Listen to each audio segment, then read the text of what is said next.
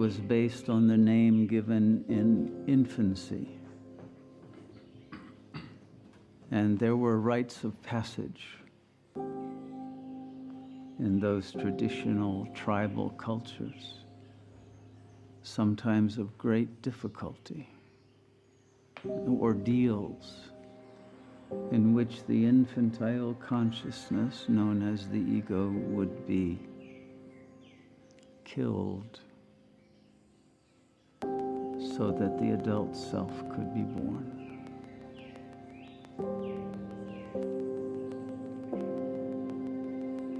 And in the tribal cultures, there were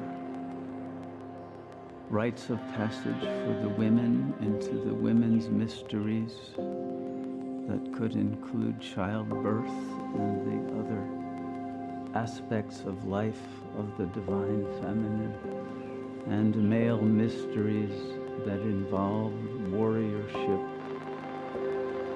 and kingship and an opening into that level of androgynous being in which the male would surrender to the grace and the love of the female. And for the women, the same equivalent mysteries, so that each being became transgendered. Each being was capable of those shamanic wisdoms that come from the sacrifice of the identification with the body and the limitations of the choice that one must make between maleness and femaleness.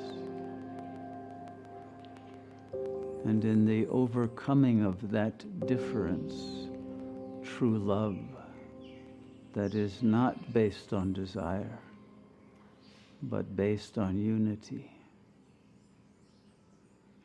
based on the realization that we are consciousness, not matter.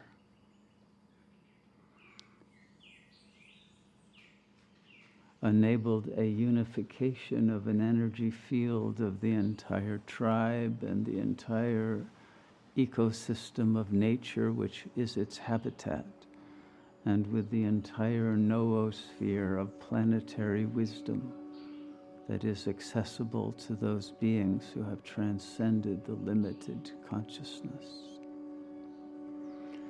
And then there were other rites of passage into the final levels of ultimate reality,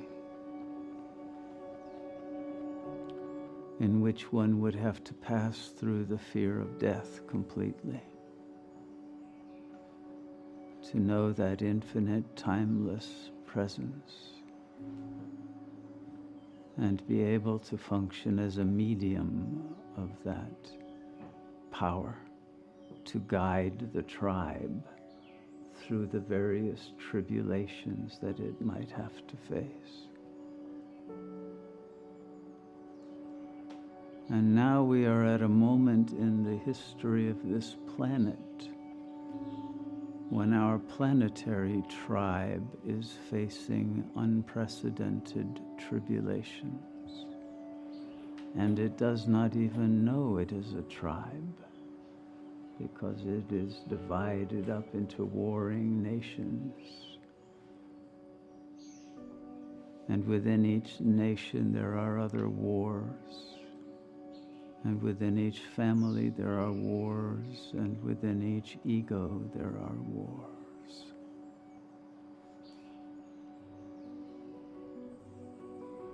And peace can only come through the sacrifice of the ego that is built for war, that has weaponized its own intelligence, that has hidden away its capacity for love, because love is weakness in the midst of war. At least it is perceived as that. And so we have lost access to the heart. We have lost access to that unity. And nature itself reflects back to us our own venomous consciousness. And until we have turned this venom into medicine, until we have turned our capacity for anger and the desire for domination and territoriality, until we have incinerated all of that into the fire of sacrificial love, we shall not receive the wisdom or the power to be able to survive these tribulations, and survive them not merely bodily, but as beings of pure spirit, with the capacity to redream the world out of the fullness of the power of the creative imagination with which God has created this universe. And in this microcosm of a planet in which it is our responsibility to carry on that creation, but a creation that can only be carried on if we are willing to make the sacrifice of the ego that is the cause of all the suffering. And each one must do that. Each one must do that for its own ego. Must make the sacrifice in order to be reborn in that deathless, eternal consciousness that can alone bring a restoration to beauty and love and life itself to this sacred planet. And the responsibility is on each of us to make that sacrifice now, not at some future time. Now is the moment of the urgency. The urgency of the divinization of our consciousness.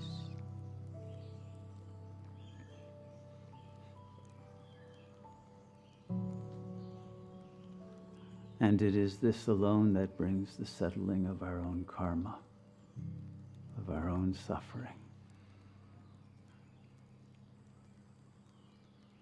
And that therefore frees others from suffering, because there is a morphogenetic effect such that when anyone becomes liberated from karma, it creates a quantum wave function that is transmissible, replicable,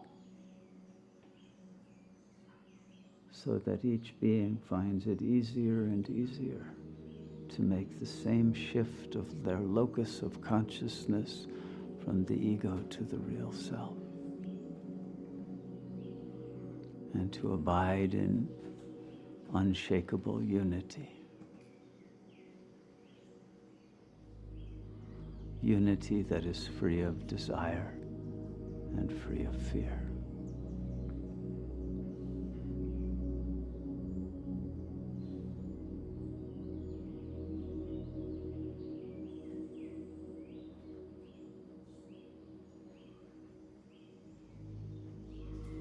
In the silence of pure presence, even now at this very moment,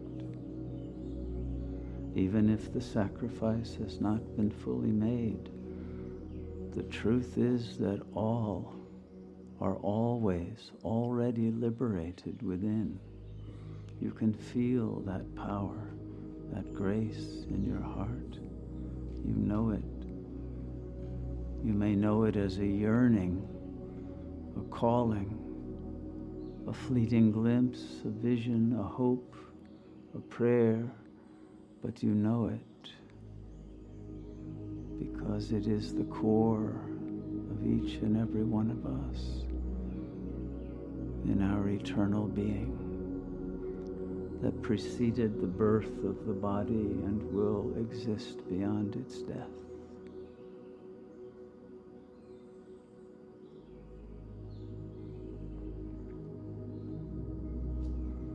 And it is this rite of passage that everyone on the planet is now going through and will continue to go through as the suffering augments until the metamorphosis has been completed through the voluntary surrender to that Supreme Presence. It is not that God is out there somewhere, as the religions preach, but that the consciousness of the cosmos as a whole and of each being as a microcosm of that is itself a manifestation of the one supreme intelligence. You are that. But the I who can say that and know that and feel that and resonate with that Supreme Presence is not the I that thinks, but the I that is the pure presence of the witness of thought that never moves from its eternal stillness and never identifies with any separate unit of being, but with being itself in its fullness.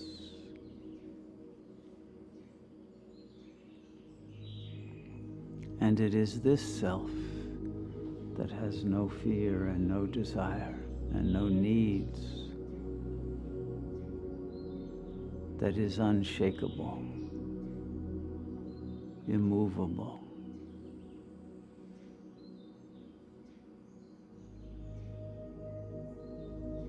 and that has the courage to act in the ways that are necessary to bring back the spiritual nobility of our species, to earn the right to continue the creation for another cycle of time. And for those who are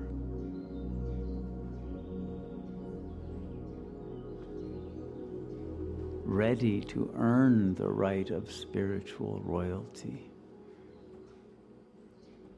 to graduate from this school that is the earth plane and move into that level of consciousness that no longer requires a bodily manifestation in order to learn what is necessary for its next level of functioning in the divine cosmic order.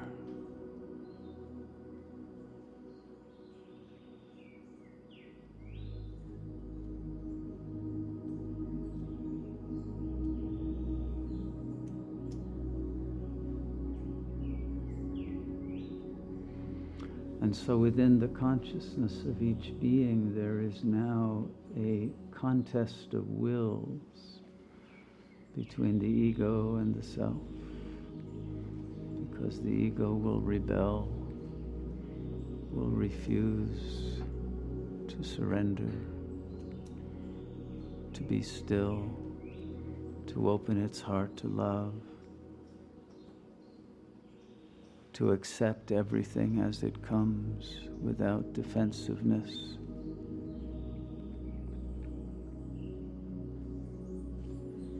And to remain in that perfect faith in the goodness and the perfection of that power who ordains all that appears, all that we must pass through, and that can withstand the disappearance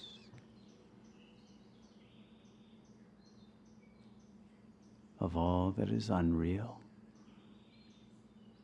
because one has attained